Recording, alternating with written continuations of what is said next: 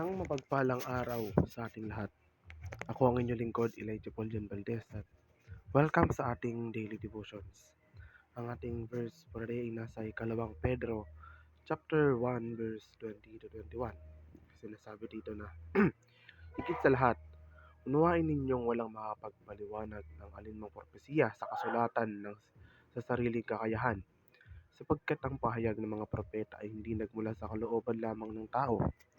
Ito ay galing sa Diyos at ipinahayag ng mga taong nasa ilalim ng kapangyarihan ng Espiritu Santo.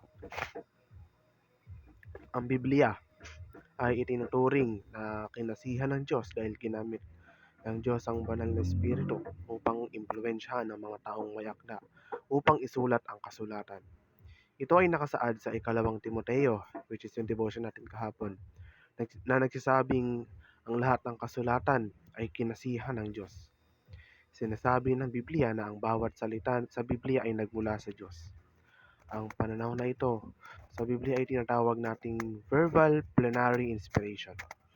Ang Biblia ay tinuturing na makapangyarihan at hindi nagkakamali. Ito ay tinuturing na salita ng Diyos. Ito ay tinuturing na sapat para sa pagtuturo sa mga tao kung paano magkaroon ng tamang kaugnayan sa Diyos. Maraming kopya ng Biblia ang umiiral ngayon. Gumagamit ang mga historiador sa Biblia ng textual criticism upang ihambing ang mga kopya at matukoy kung alin ang pinakamalamang na tunay. Naniniwala ang mga Kristiyano na ang Biblia ay salita pa rin ng Diyos. Naniniwala sila na ang Biblia ay kapahayagan ng Diyos sa sangkatauhan na nakatala sa wika ng mga tao. Naniniwala ang mga Kristiyano na ang Biblia ay kinasihan ng Diyos. Ibig sabihin, ang Diyos ay pinagmulan ng salitang nakasulat sa Biblia.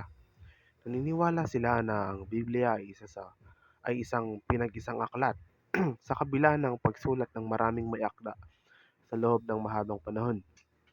Ang mga Kristiyano ay naniniwala na ang Biblia ay isang tabak ay binigay ng Diyos sa atin upang labanan ang kasalanan at kasamaan.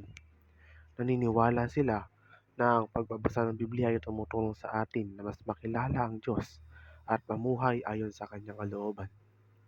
Ang Biblia ay tinuturing na isa sa pinakamaasang sinaunang mga sulatin dahil sa dami ng manuskrito na makukuha sa maikling panahon sa pagitan ng orihinal na sulat ng mga natitirang kopya at sa katumpakan ng mga kopya.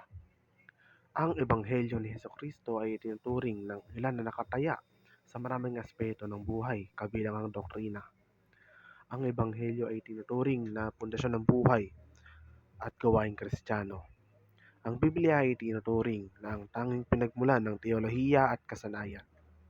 Ang Ebanghelyo ay tinuturing na salamin ng kabanalan, kabutihan at katarungan ng Diyos.